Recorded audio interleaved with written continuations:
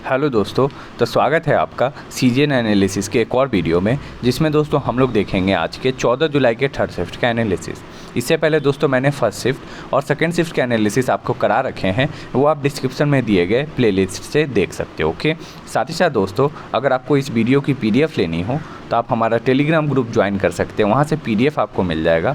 और दोस्तों जिन भी शिफ्टों में दोस्तों एग्ज़ाम हुआ हो दोस्तों, वो कमेंट करके बताएं कि आपके जो है दोस्तों कौन से क्वेश्चन और एक्स्ट्रा एग्ज़ाम में आए हैं, क्योंकि मुझे जो है जितने मिल पाए हैं मैंने उतने क्वेश्चन इसमें डाले हैं। और उन सारों क्वेश्चन को दोस्तों आप जो है इस नंबर पे भेजें, ताकि आपका एनालिसिस जो है और अच्छे से मैं करा सकूँ। ओके, तो चलिए दोस्तों शुरू करते हैं। सबसे पहला सवाल आपका पूछा था, भारत के पहले विधि अधिकारी कौन है, या फिर भारत के विधि अधिकारी कौन होते हैं। इन दोनों में से कोई आपका एक सवाल था। तो बात करें दोस्तों भारत के पहले विधि अधिकारी कौन है, तो आपका आंसर होगा MC सीतलवाड़। क्या हो जाएगा? MC सीतलवाड़। ओके, लेकिन अगर आपसे पूछे कि प्रथम विधि अधिकारी होते कौन हैं, तो भारत के जो महान्यायवादी होते हैं, अटॉर्नी जनरल होते हैं, वो पहले विधि अधिकारी होते हैं। इसके साथ साथ बात करें तो जो अटॉर्नी जनरल है उनसे संबंधित अनुच्छेद कौन सा है, तो अनुच्छेद 76। ओके, और अगर सर आपसे ये सवाल पूछता है कि सर इसका जो है आपके जो है अटॉर्नी जनरल अभी वर्तमान में कौन है, तो KK वेणुगोपाल आपका राइट आंसर हो जाएगा। नेक्स्ट क्वेश्चन पे बढ़ते हैं। अम्बुबाची क्या है? अम्बुबाची का जो त्यौहार है वो किस मंदिर में मनाया जाता है, ये आपसे सवाल पूछा था। ठीक है, तो अम्बुबाची त्यौहार जो है वो मुख्य रूप से असम के कामाख्या मंदिर में मनाया जाता है।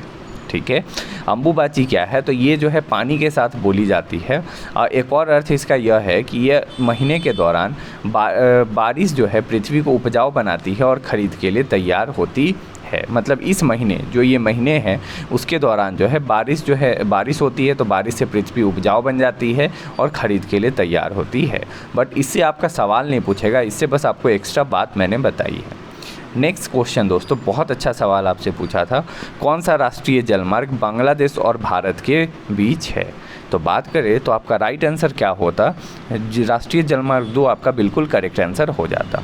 ठीक है, अगर आपसे अब यहाँ सवाल ये पूछे कि राष्ट्रीय जलमार्ग 2 जो है वो किस नदी पर स्थित है, तो राइट आंसर होगा ब्रह्मपुत्र नदी। ओके, फिर आपसे दोस्तों और क्या सवाल बन सकता है, तो ये सवाल आपका बन सकता है कि ब्रह्मपुत्र नदी जो है कहाँ से निकलती है, तो ये तिब्बत के मानसरोवर झील से जो है निकलती है। और मानसरोवर झील से कौन से ग्लेशियर से, तो चेमयूडुंग जो ग्लेशियर है उससे ये निकलती है। तो ये एक और इम्पॉर्टेंट। फिर अरुणाचल प्रदेश में जो है ब्रह्मपुत्र नदी को किस नाम से जाना जाता है, तो आपका आंसर होगा क्या, दिहांग नाम से जो है जाना जाता है। इसके बाद दोस्तों एक और चीज़ कि ब्रह्मपुत्र नदी जो है अरुणाचल प्रदेश के सादिया के पश्चिम से जो है भारत में प्रवेश करती है। तो आपसे सवाल पूछेगा पेपर में कि ब्रह्मपुत्र नदी जो है भारत में कहाँ से प्रवेश करती है, तो सादिया के पश्चिम अरुणाचल प्रदेश से प्रवेश करती है। तो ये सारे इंपॉर्टेंट सवाल आपको इस टॉपिक से बन जाएंगे जो कि मैंने आपको कराए हैं। और आप देख सकते हो कि दोस्तों आपके लिए जो एनालिसिस है एक्स्ट्रा फैक्ट्स के साथ कितना इंपॉर्टेंट रखता है। तो दोस्तों अगर आपको ये मेरा प्रयास, अगर आपको ये अच्छा लग रहा है तो दोस्तों इस वीडियो को लाइक करें। ओके, अपने दोस्तों के बीच अधिक से अधिक शेयर कर दें। और दोस्तों अगर आप इस चैनल पे नए हैं, पहली बार आए हैं, तो इस चैनल को सब्सक्राइब कर ले, क्योंकि दोस्तों आपको इस चैनल पे प्रत्येक एग्जाम के एनालिसिस वीडियो और साथ ही साथ टॉपिक वाइज जीके के अपडेट मिलते रहते हैं। तो बढ़ते हैं नेक्स्ट क्वेश्चन पे। नेक्स्ट क्वेश्चन से पहले एक और यहाँ से दोस्तों सवाल देख लेते हैं, क्या हो सकता है ये कि राष्ट्रीय जलमार्ग 2 तो हमने देख लिया, पहला राष्ट्रीय जलमार्ग पहला जो है वो कहाँ है, तो ये प्रयागराज से हल्दिया के बीच है। ठीक है, और यह भारत का जो है सबसे लंबा राष्ट्रीय जलमार्ग है। ठीक है, अब आपसे पूछे कि ये किस नदी पर है, तो बहुत अच्छा आसान सवाल, गंगा नदी पर जो है ये राष्ट्रीय जलमार्ग है। ओके, और यह उत्तर प्रदेश, बिहार, झारखंड और पश्चिम बंगाल से होकर गुजरता है। तो यहाँ से भी आपके 2 सवाल यहाँ से बन गए जो कि आपके पेपर में पूछे जा सकते हैं। नेक्स्ट क्वेश्चन आपका पूछा था विटामिन डी का रासायनिक नाम पूछा था, या फिर विटामिन डी की कमी से होने वाली बीमारी कौन सी है, ये आपका पूछा था। दोनों में से जो भी आपका सवाल था दोनों का आंसर मैं आपको बताता हूँ। अगर रासायनिक नाम पूछा हो तो आपका आंसर होगा कैल्सीफेरॉल, और अगर इसकी कमी से होने वाली बीमारी पूछा हो तो बच्चों में जो है रिकेट्स हो जाती है और बड़ों में जो है ऑस्ट्रोमेलेसिया हो जाता है। तो दोनों आपको ध्यान रखना है।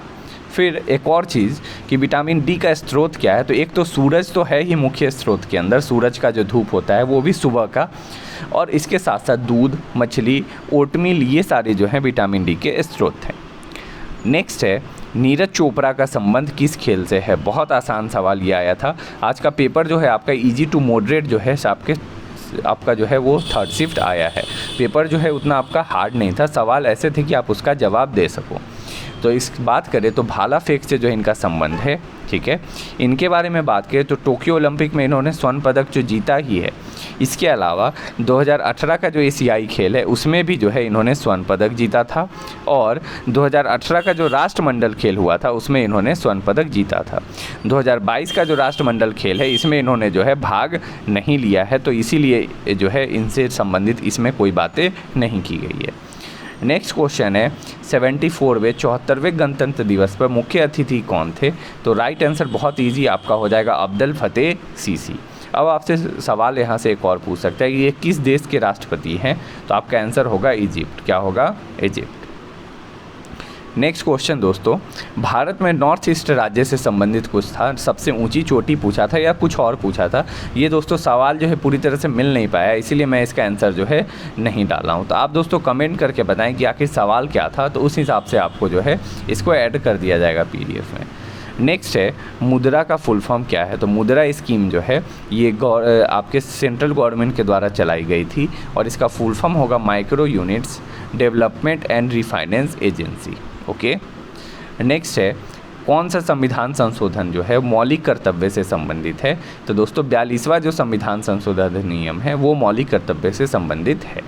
इसमें जो है वह जब 42वां संविधान संशोधन हुआ तो उस समय जो है आपके 10 मौलिक कर्तव्य जोड़े गए थे। ओके।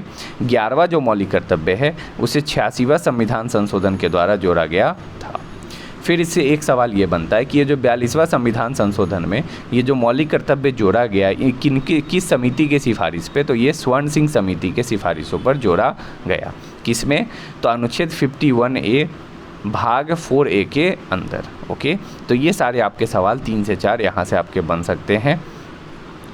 नेक्स्ट क्वेश्चन 1999 में किस वादक को भारत रत्न से सम्मानित किया गया। तो राइट आंसर होगा पंडित रविशंकर। ठीक है। और ये क्या थे? तो पंडित रविशंकर जो हैं सितार वादक थे। तो आपसे कभी मिल सकता है कि पंडित रविशंकर क्या थे, तो सितार वादक। नेक्स्ट क्वेश्चन 2001 से 2011 तक दशकीय जनसंख्या दर किस राज्य की सबसे अधिक थी। तो सबसे अधिक जो जनसंख्या दर थी वो किसकी थी? तो बिहार की थी। किसकी? बिहार की। कितनी? तो 25.4% जो है जनसंख्या वृद्धि दर दर्ज की गई थी। ओके। नेक्स्ट है भारत पाकिस्तान के बंटवारे के समय जो है कौन गवर्नर जनरल थे। तो भारत पाकिस्तान का बंटवारा हुआ 1947 के आसपास, और 1947 में कौन थे? तो माउंटबेटन। तो आपको इस तरह आपको इसको ध्यान रखना है। ओके। चलिए बढ़ते हैं नेक्स्ट क्वेश्चन पे, जो कि मैंने आपके सेकेंड शिफ्ट में ही मैंने कराए हैं दोस्तों, और आप देख सकते हो दोस्तों उससे सवाल इसमें भी पूछे गए हैं। तो क्वेश्चन क्या है? वी सत्यनारायण शर्मा का संबंध जो है किस शास्त्रीय नृत्य से है। तो राइट आंसर आपका हो जाएगा कुचिपुड़ी। क्या हो जाएगा? कुचिपुड़ी से इनका संबंध है, और इन्हें जो है संगीत नाटक अकादमी फेलोशिप अवार्ड, संगीत नाटक अकादमी पुरस्कार और कालिदास सम्मान से भी सम्मानित किया जा चुका है। ओके। नेक्स्ट दोस्तों अब हम लोग फिर से बात कर लेते हैं दोस्तों कि मैंने आपके जो है इतने सारे ऐड कर दिए हैं, अब इसमें कौन कौन से हैं तो आप देख सकते हो। देखो सेकंड शिफ्ट में मैंने क्या कराए थे, यहाँ देखो कुचिपुड़ी के वेम्पति सत्यनारायण, और यही सवाल आपका दोस्तों थर्ड शिफ्ट में पूछा गया है। तो आप देख सकते हो ये कितना इंपॉर्टेंट टॉपिक है, आपसे पूछ सकता है। सबसे पहला भरतनाट्यम से पूछे तो भरतनाट्यम से कौन कौन से हैं, तो पद्म सुब्रमण्यम, यामिनी कृष्णमूर्ति, रुक्मणी देवी अरुणडेल, फिर दोस्तों लीला जैक्सन, ये सारे आपके इम्पॉर्टेंट है। नेक्स्ट है कथक। कथक नृत्य की बात करें तो इससे संबंधित प्रसिद्ध आदमी है लच्छू महाराज। ओके। जहाँ भी आपको महाराज लिखा मिले आप समझो कि वो कथक से संबंधित हैं। सितारा देवी बहुत इंपॉर्टेंट, MTS में बहुत बार पूछा गया, शोभना नारायण और बिरजू महाराज। ओके। फिर बढ़ते हैं नेक्स्ट है आपका मोहिनी अट्टम। मोहिनी अट्टम की बात करें तो मोहिनी अट्टम से संबंधित है हेमा मालिनी, ओके, रागिनी देवी, के कल्याणी कुट्टी अम्मा, ये सारे जो हैं आपकी इम्पोर्टेंट है। नेक्स्ट ओडिसी नृत्य की बात करें तो कालीचरण पटनायक, आप नवीन पटनायक से रख सकते हैं याद, इंद्रानी रहमान, ओके। फिर बात करें तो मानसिंह माधवी और मुदल सुजाता मिश्र, ओके। फिर नेक्स्ट है कथकली नृत्य। क्या है? कथकली की बात करें तो इनसे संबंधित है मृणालिनी साराभाई, ओके। फिर आपका हो जाएगा दोस्तों उदय शंकर, कृष्ण कुटी, फिर आपका हो जाएगा शिवरामन, ओके। फिर आपका दोस्तों रुक्मणी देवी। तो ये सारे आपको ध्यान रखने हैं। नेक्स्ट है मणिपुरी की बात करें तो झावेरी बहनें, ओके। फिर आपका हो जाएगा कलावती देवी और निर्मला मेहता। बस 3 ही आपको ध्यान रखना है, ओके। नेक्स्ट बढ़ते हैं कुचिपुड़ी पे। तो कुचिपुड़ी से संबंधित है आपके राजा रेड्डी, वेम्पति सत्यनारायण और यामिनी कृष्णमूर्ति, जिसमें से ये सवाल आपका 3rd ही में पूछ लिया गया और अभी आपके 27 तारीख तक एग्ज़ाम होने हैं। तो दोस्तों बहुत सारे सवाल जो हैं इससे आपको मिलेंगे देखने को, तो इसको दोस्तों ज़रूर से ज़रूर आप लोग रिवाइज कर ले, ओके। तो दोस्तों अगर आपको ये मेरा प्रयास अच्छा लगा हो तो दोस्तों इस वीडियो को लाइक करें और फिर मिलते हैं दोस्तों नेक्स्ट एनालिसिस में। इस वीडियो को देखने के लिए धन्यवाद।